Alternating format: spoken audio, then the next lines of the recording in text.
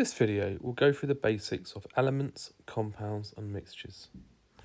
This is part of the fundamentals of chemistry, but also really important to understand kinetic theory within chemistry and physics. It's something that underpins lots and lots of science. So elements, compounds and mixtures, the definitions can be easily mixed up. But very simply, within the elements only contain one type of atom, and they cannot be broken down any simpler. Now, you might look at this a bit later on if you studied Demokritos, and he described them as atomas, and later on it was an Englishman called John Dalton that then changed that word to atoms as we know today.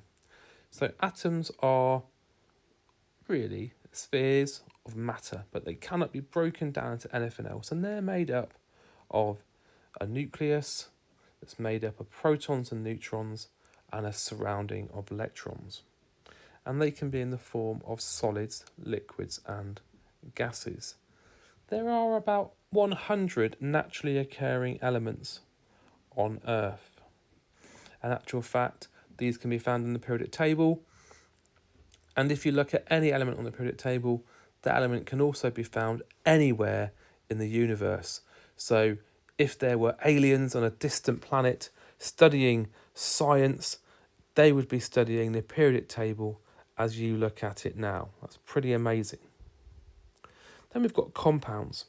Compounds are one or more elements that is chemically bonded together.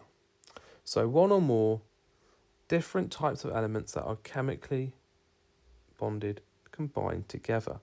And they are incredibly difficult to separate.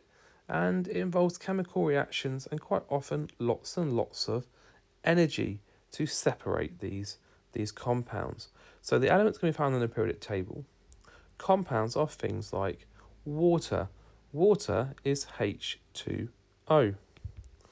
And H2O contains two atoms of hydrogen, I should say, and one of oxygen. When they're chemically bonded together, they may lose some of the properties of the element.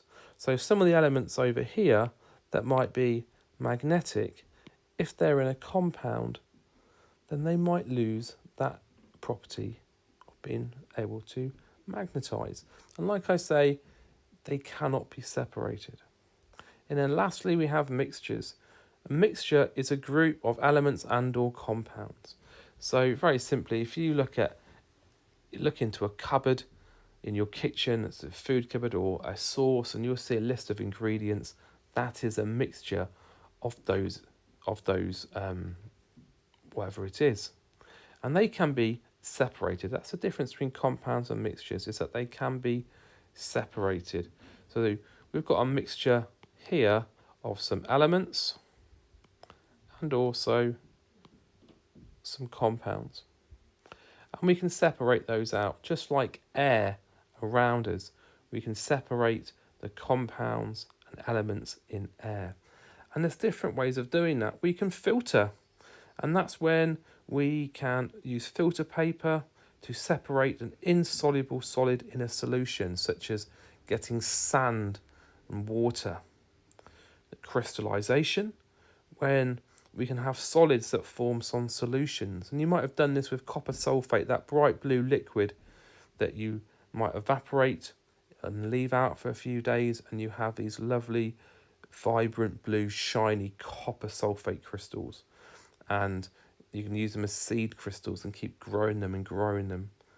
Then there's distillation, which you may have done at school by using some alcohol and some water, and this is used when the two liquids have got different boiling points, and that's how crude oil is separated into its fractions. So we can have simple distillation and also fractional distillation. And then also we have chromatography, used to separate things like gases and also like food stuff and dyes and colours. You might have used it by putting black ink on some chromatography paper and making a chromatogram, doing a pencil line, putting your ink on it and then putting it in water, and you'll see them rise up. And that's a way of separating out the colours in there. So that's elements, compounds and mixtures.